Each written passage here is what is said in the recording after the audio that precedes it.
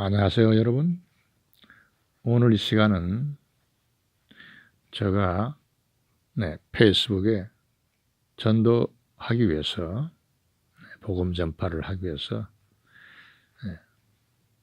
전도하기 위해서 올려놓은 글을 여러분들에게 하나 또 소개해 드리겠습니다. 예수님을 믿으십시오. 그래야 구원을 얻습니다. 자, 그러면 시작해 볼까요? 당신의 인생을 바꾸려면 먼저 성경을 사십시오. 다른 건 못 사도 주머니를 탁탁 털어서 성경부터 사시기 바랍니다. 당신이 인생의 모든 열쇠는 바로 이 성경입니다. 성경 말이죠. 그 성경 앞에 겸손히 무릎 꿇고 머리 숙여서 나를 이끌어 주실 것을 묵상하십시오. 적어도 당신 자신은 버려야 합니다. 그래야 주님을 따라갈 수가 있고 또 인도하시는 주님의 그 길을 뚜렷이 볼 수 있기 때문입니다. 그 길로 들어서게 되면 또한 당신 자신이 얼마나 어리석고 헛된 삶을 살았는지 되돌아볼 수 있는 안목이 열리게 되는데, 왜냐하면 그 길은 정확하고 진실한 길이기 때문에 그렇습니다. 그리고 그 길은 당신의 인생을 송두리째 위대하고 탁월한 인생으로 바꿔주시는 길이 될 것이기 때문입니다. 그래서 거울로 당신 모습을 보듯 그동안의 가면이 벗겨지는 허상을 보게 되는 것입니다. 그보다 중요한 것은 축복된 미래가 보장된 길이 있다는 것에 주목하십시오. 그 비밀은 그때 가서 알기로 하고, 그 길을 따라가십시오. 그 길을 가는 데는 당신 혼자서는 험난하고 위험합니다. 그러므로 반드시 주님과 동행해야 갈 수 있는 길입니다. 마치 홍해를 가르고 애굽을 탈출한 그리고 광야를 통과하는 어려움처럼 당신도 수많은 어려움이 있겠지만 이것을 감수하고 비장하고 냉철한 결단이 없으면 안 됩니다. 그래야 그곳에서 빠져나올 수 있기 때문입니다. 그렇지만 그 보상은 당신이 선택한 그 길에서 당신이 생명과도 그리고 천하와도 바꿀 수 없는 하나님이 당신에게 주는 아주 특별한 선물로 안겨주실 것입니다. 아까도 말씀드렸지만 그 길은 반드시 주님의 도우심, 바로 주님과 동행해야 가능한데 그 주님께 인도하기까지 제가 잠시 동행해 드릴게요. 제가 동행해 드리겠습니다. 준비됐으면 저를 따라와 보세요. 기본적으로 우선 하나님께 이 성경 말씀을 잘 깨닫게 해주세요 하고 기도는 초두에 하시는 게 좋습니다. 기도하고 시작하자 이 말씀이죠. 먼저 성경을 열어서 잠언을 보십시오. 성경 잠언서 있습니다. 중간에 보면 위치해 있죠. 성경 중간 정도의 위치에 있습니다. 손으로 반을 접어서 펴십시오. 모든 성경은 그러하지만 잠언은 하나님께서 당신에게 주는 지혜의 말씀으로 가득 차 있습니다. 이 지혜의 말씀이 당신의 가슴에 가장 가깝게 다가오실 것입니다. 그렇다고 창세기부터 요한계시록까지 무시하진 마십시오. 꼭 같은 하나님의 귀하고 소중한 말씀입니다. 단지 처음에 접근하기 위해서 잠언을 택했을 뿐입니다. 잠언서를 택했다는 것이죠. 당신을 이 성경 말씀을 잘 깨닫게 하기 위해서 말입니다. 성경 전체를 하나님의 말씀이라고 합니다. 그것을 반드시 항상 기억하시고, 성경 거기 잠언 1장 보시면 2절서부터 6절까지 이 성경 말씀이 당신에게 어떠하다는 것을 잘 세세하게 나타나 있는 말씀을 볼 수 있을 것입니다.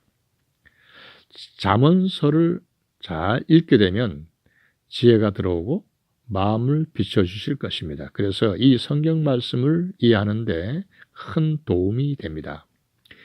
지혜와 훈계, 명철의 말씀을 깨닫게 되는 것이죠. 그래서 3절서부터 6절까지 읽어보시게 되면 참고가 될 것입니다. 이 잠언서 말씀을 반복해서 자주 읽으시면서 다른 성경 말씀도 자주 읽으세요. 우선은 잠언서를 자주 읽으세요. 그렇게 되면 하나님을 경외하게 되는 것을 깨닫게 되고 그 하나님으로부터 지식이 주어진다는 것을 깨달을 것입니다. 단 조건은 이 성경 말씀을 읽고 행해야 된다는 것을 명심하십시오. 그런데 읽고 감동받아서 생활에 적용하려면 힘들고 어렵고 아침에 결심하고 나가면 저녁에 돌아와서 후회가 막심하는 일이 많습니다. 잘 지켜지질 않죠. 결심했는데 못 지켜요. 감동은 받았는데 못 지킵니다. 바로 그것입니다. 그래서 주님이 필요하다고 했지 않습니까? 암만 당신의 의지와 결심대로 해보세요. 되나? 절대 안 됩니다. 못 지켜요.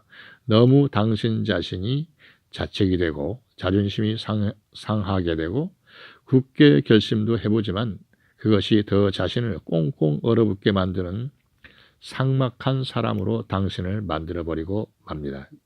외식적으로 만들어버리기도 하죠.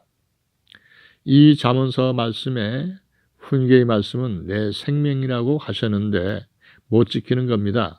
큰일이지 않습니까? 그러나 오직 한 길이 있는데 그것이 바로 주님을 통해서 가능하다는 것입니다. 훈계의 말씀은 이 성경 전체의 말씀을 의미하기도 합니다. 자, 주님은 사랑을 가르쳐 주셨습니다.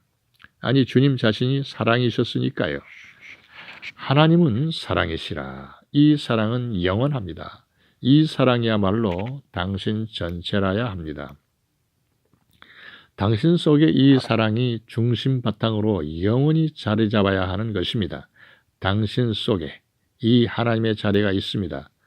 사랑의 하나님의 자리가 말이죠.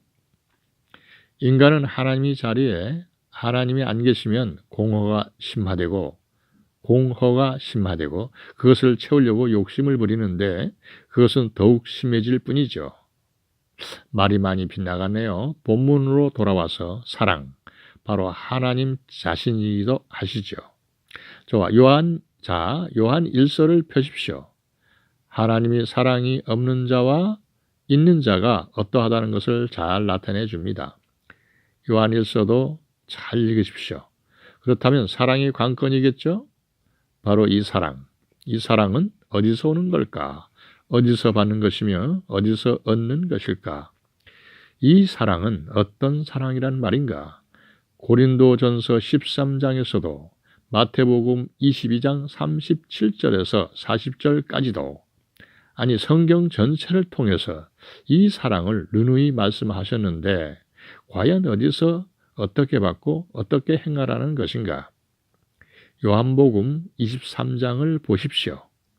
네, 그것이 바로 갈보리 언덕 십자가 위의 사랑이 예수님의 사랑입니다.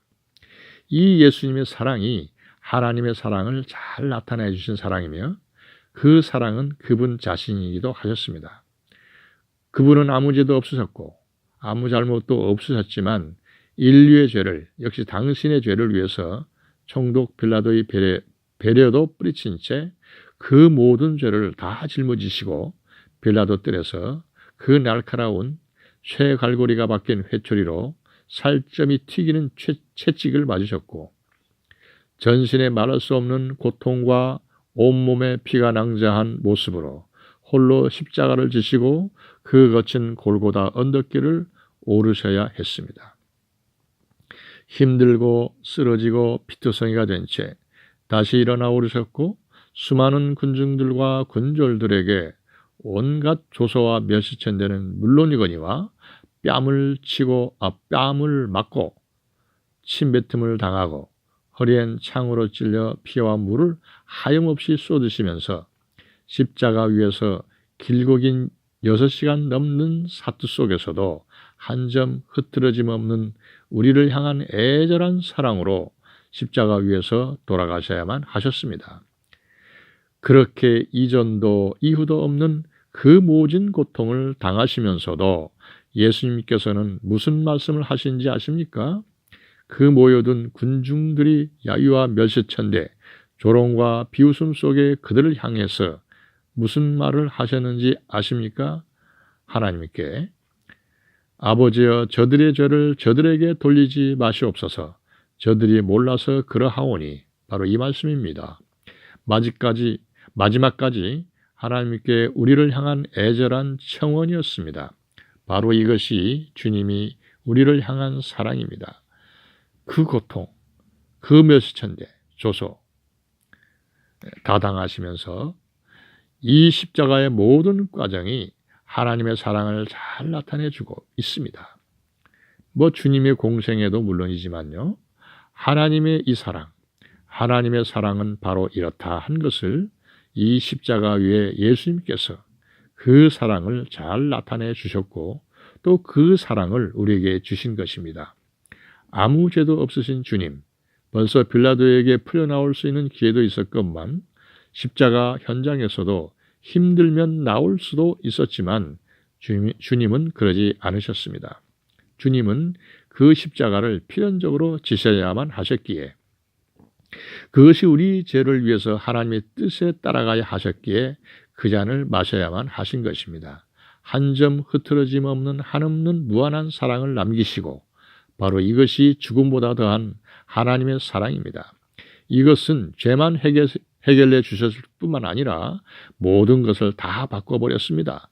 다 이루었다. 주님의 마지막 한마디.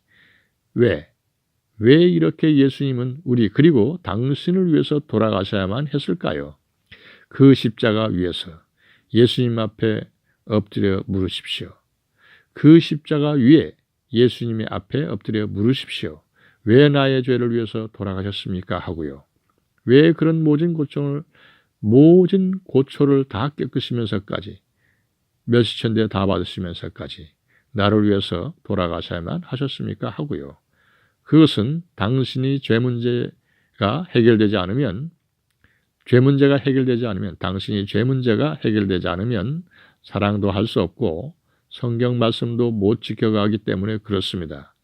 죄는 첫째 당신을 파멸시킵니다.